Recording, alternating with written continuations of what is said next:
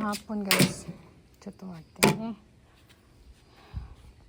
Hindi ako makapag-harvest ng aking kamuti sa likuran at magdamo guys. Magdadamo kasi naka-open yung shutter ng kapitbahay. Ano sila, naghapunan. So kitang-kita ako at pag nakita nila ako, isisira nila kaagad yung shutter. Yun naman ay nahihiya ako. Ano pa naman, ang ganda pa naman ng ano nila, usapan. Habang kumakain, nakatingin sa labas ng view. Kaya dito na lang muna ako. Ililigpit ko lang muna itong aking mga pinatuyo na hinugasan na ating mga gamit na fishing kahapon guys. Ayan, para hindi siya mangamoy at ano natin. Binilad ko na yung kaninang umaga. Ngayon mag-aalas 7 na dito pero maliwanag siya.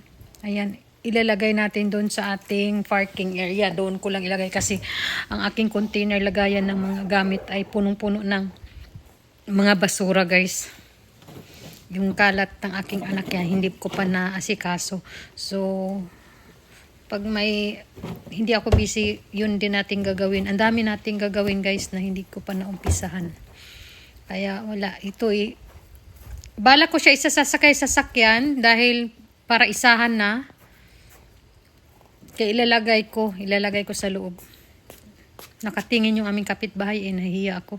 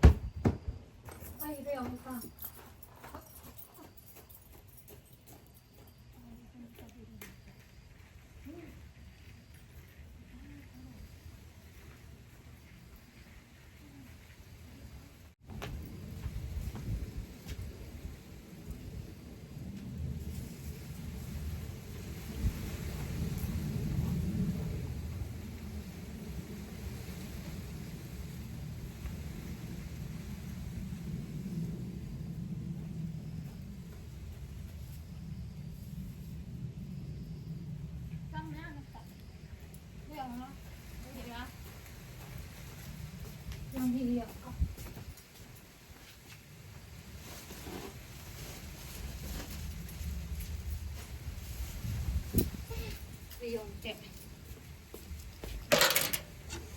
Mag-ibak siya tapos kinain.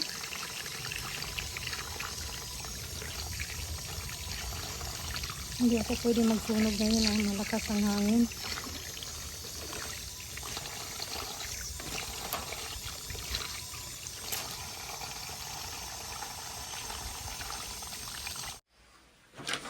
Hindi natin mabutan yung ano kasi naka-open yung aming kapitbahay doon. Makikita ko sa galing. Tapos nagnumbiri pa naman sila, nag-relax sa tanawin habang kumakain na hapunan. Pagpupunta ako doon doon, mag-harvest ako sa kamuti ko. Makikita nila ako tapos diretso nila i-close nila kaagad yung shutter nila kaya nahihiya naman ako. Kaya kasi nagre-relax pa sila kumakain guys. Ito yung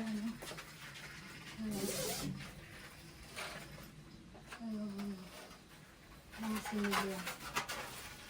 Sinilya ko to guys. So, dagdagan natin yung peanuts kasi matigas lang siya. Ayan. Kaya hindi na tayo pupunta sa likod.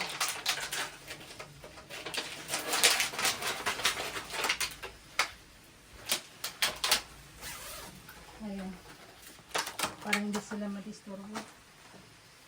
Dito na lang ang gagawin natin. Dito, ligpit na lang tayo ng mga basura dito banda.